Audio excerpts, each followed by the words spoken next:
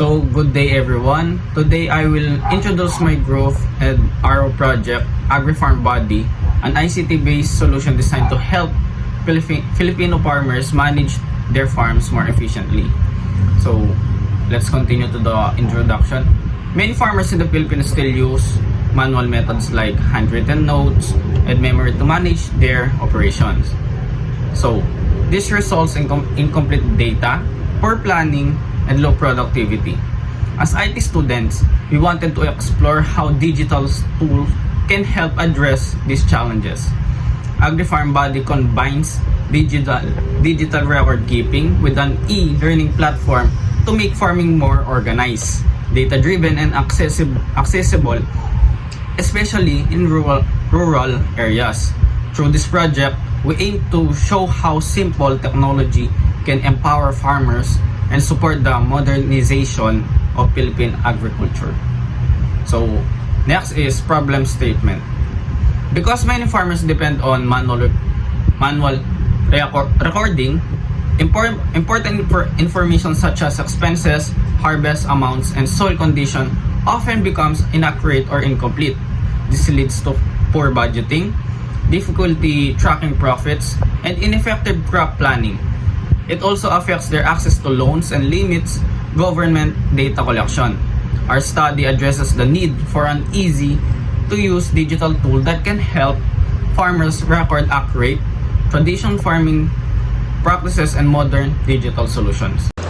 Proposed solution: a mobile and web-based ICT tool called AgriFarm Body was created to assist an e-learning platform for farmers and digitally documenting, securely managing all of their agricultural operation and learn more about crops and soil analysis. It allows farmers to record daily expenses, harvest quantities and sales, view automatic profit, loss summaries, generate digital reports for cooperatives or loan applications, sync data to the cloud for easy backup and access anytime, to gather helpful information and suggestions. With the AgriFarm Body, farmers can easily record their daily farm activities. The system automatically processes these inputs to generate profit and loss summaries, helping farmers better understand the financial status of their farms. It also provides digital reports that can be used for cooperatives, loan application, or personal record keeping. Another key feature is cloud synchronization, which ensures that all data is securely stored and accessible anytime, even for multiple devices. In addition to data management, AgriFarm Body provides relevant information and suggestions that can guide farmers in improving their farming practices. Overall, the tool aims to empower farmers by providing a simple, accessible, and digital way to manage their farm while also learning more about modern agriculture techniques.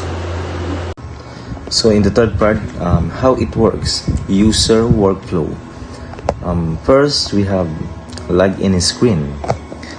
It is for registration. Farmers sign up using their mobile number or ID. Second one, we have home screen. They enter farm data such as crop type, land area, expenses, and harvest details. The third one is input and processing section. The app automatically calculates the total income, expenses, and net profit. Moreover, the farmers can view summarized in charts or download printable reports. Lastly, the data is synced online for safety but also is stored locally for offline use.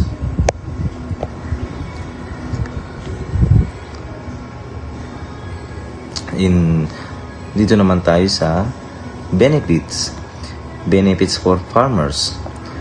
For farmers, meron tayong organized and easy to understand financial records. Meron din tayong better farm decision making based on accurate data. Meron din tayong easier access to credit or government support programs. And meron tayong helpful information in soil analysis. Sa mga benefits, meron din tayong aspect for cooperatives. For cooperatives, meron tayong real-time farm performance data. meron din tayong easier management of multiple farmer members style. And lastly, for government agencies, meron tayong reliable agricultural data for monitoring production and yields for buyers. Last, more transparent farm sourcing and data verification. Challenges or limitations. Agri-Farm Body has several advantages for enhancing farm management, but it also has a number of drawbacks. One of the primary problems is that, particularly in isolated rural locations, not all farmers have access to smartphones or reliable internet. Their capacity to utilize all of the features of the software may be restricted as a result. The learning curve is another issue. Some older farmers can have trouble adjusting to digital technologies and would require help or training before they can use the platform on their own. Since the system can only produce accurate results if farmers provide accurate and comprehensive information, data accuracy is another issue. Regular updates, bug fixes, and technical assistance are also necessary for the application's upkeep, which may call for additional resources.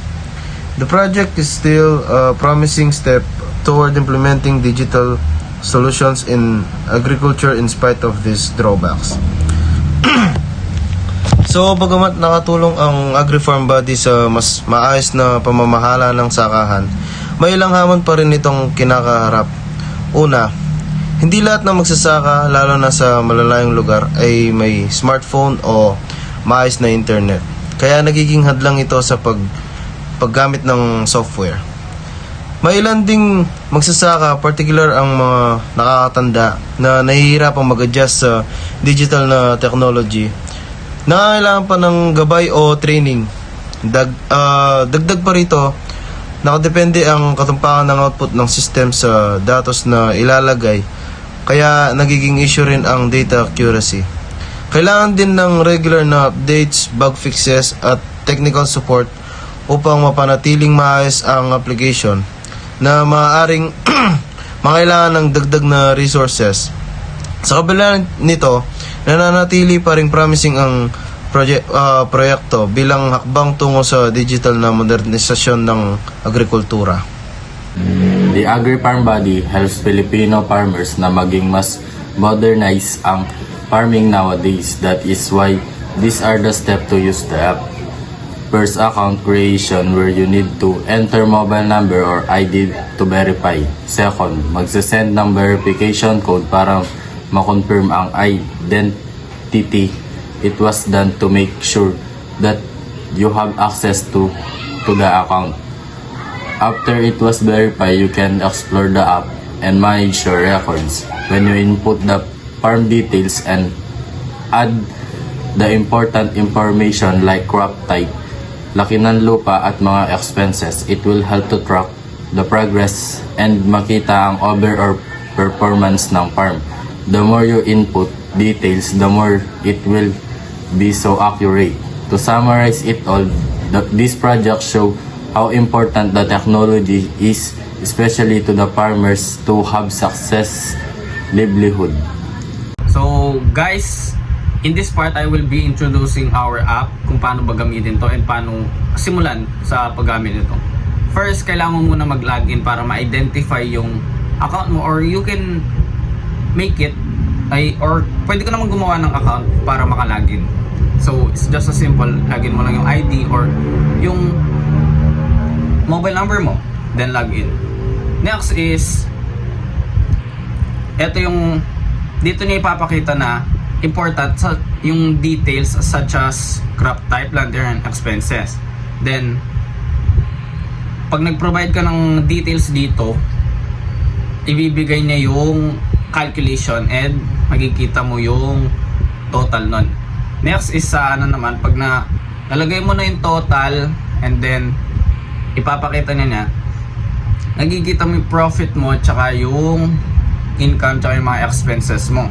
And next is pwede mo din siyang matignan yung chart. Kung pipindutin mo yung view charts, lalabas doon yung inputs ng ginawa mo or nilagay mo. And then yun, pwede mo din siyang i-print yung inputs niya, and then or pwede mo siyang i-download or anything na para makakuha ka ng copy or go. So thank you guys for listening, and yun po yung presentation namin regarding our study na Agri-Farm Body to manage at the same time to replace, if possible, is to replace the manual record keeping. And pwede din siya makapagbigay ng additional ideas because may e-learning platform naman siya. Thank you and goodbye.